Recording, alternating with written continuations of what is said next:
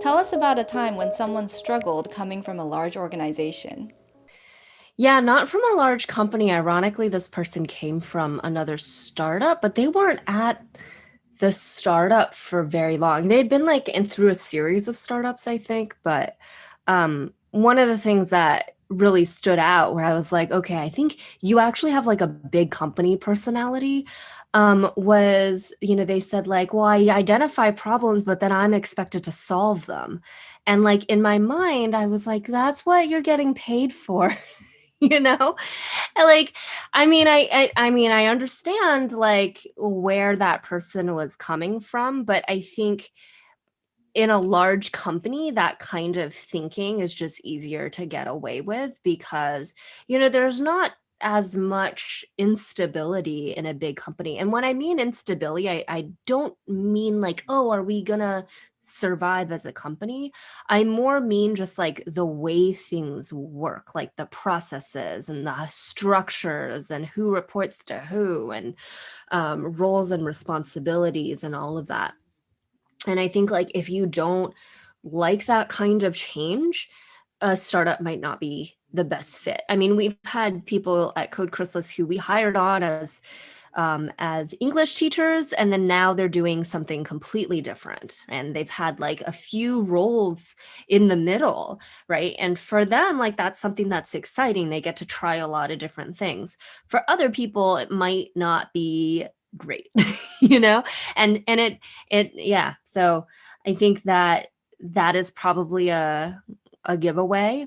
But I would say, as companies grow, when you go from 3 people to 10 to 15 to 20 to, greater, I mean, I think at each step of the way, someone who, and this is not just staff, but it's also leadership, I think. Um, Someone who was a good fit for the company when you were less than 10 people starts not fitting in as easily when you're over 10 people or when you're over 20 people. And I think like understanding that evolution for your company and also how people fit in is really important. And I think being able to preempt that and help them transition out of the company in like a respectful way is definitely something I'm still learning and something that I'm like coming to terms with. I think that, yeah, as we grow, sometimes a job becomes redundant, or the mindset of that person is still stuck to when we were a much smaller company. So um, yeah, those are things to think about, I think, for people who, I don't know, are running a company and like seeing their numbers slowly rise. Yeah. Have you made any mistakes in the initial stage of setting up your business? I mean, we've only been around for 4 years, right? And so I don't know if I can like talk too much about my mistakes. Maybe in like 10 years, I'll feel a little bit more comfortable. Um, but yeah, lots of mistakes. So Code Crystals is actually the first company that I've ever had management experience in.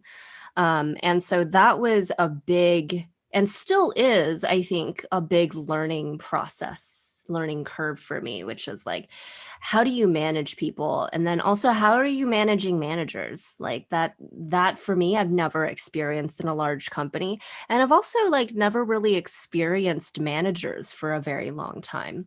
Like for both of my previous jobs, I mean, when I was working in finance, I had, I guess, a manager, but like there really was no mechanism in place. And then also when I was working in tech, there was a manager shift in between. And so I never really had too much of a chance to like experience, that. So even in tech, actually both my managers are really great, but I just never had much time to like really explore what that relationship looked like. I want to be just put that out there. Now having to manage people, I think it's been challenging because I don't know what a good relationship looks like. And it's also just, it changes so much and it requires so much attention. And so that, I think that was the unexpectedly like draining part of running a company, is the people problems. There is a lot of content aimed at entrepreneurs, but what do you think is the most important that you don't hear talked about much? Maybe I'm just in a very particular position because of the way that our company is, but yeah, a lot of the startup advice that I was seeing was not really useful for me. Like when it comes to, I think, things like pitching or like raising are not things that I need too much advice on. I guess because of my background in finance, and then also I feel totally comfortable with like talking in front of people about Code Chrysalis, I guess. So like a lot of like those fears that people had, and you know, there's tons of it. Like whenever I see advice, it's usually about that. I felt like it's never really applied.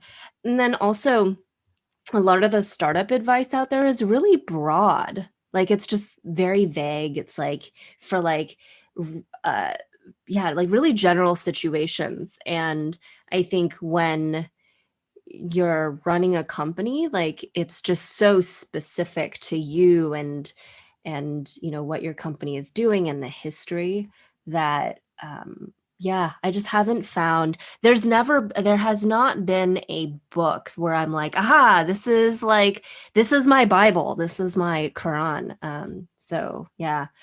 um I think like for me, the people management aspect was surprising. I was like, "Oh, okay, this is actually really difficult." And also being able to stabilize my emotions and my stress, and like some of that comes with experience and some of that just comes with, I don't know, with like being in a like a zen mindset. So I think earlier on when we started Code Chrysalis and things would happen, I would get really stressed out. Now they happen, maybe even worse things, better things. I always sort of treat it on a very like flat level. Like, you know, I'm not like, woohoo, this is amazing. And I'm not like, oh, I feel terrible about this and I think the world's going to end. So I think like trying to not be on a roller coaster is really important. And I think that's really helped. In the beginning of Code Chrysalis, yeah, it would be like a roller coaster. Like you get great news and you feel wonderful. And then the next hour you would get news like someone's like really unhappy or something and you just feel terrible and your emotions tank. And I think like when your emotions are like that every day, it's really, really tiring. So I think for myself, keeping like a stable of an emotional journey as possible is important.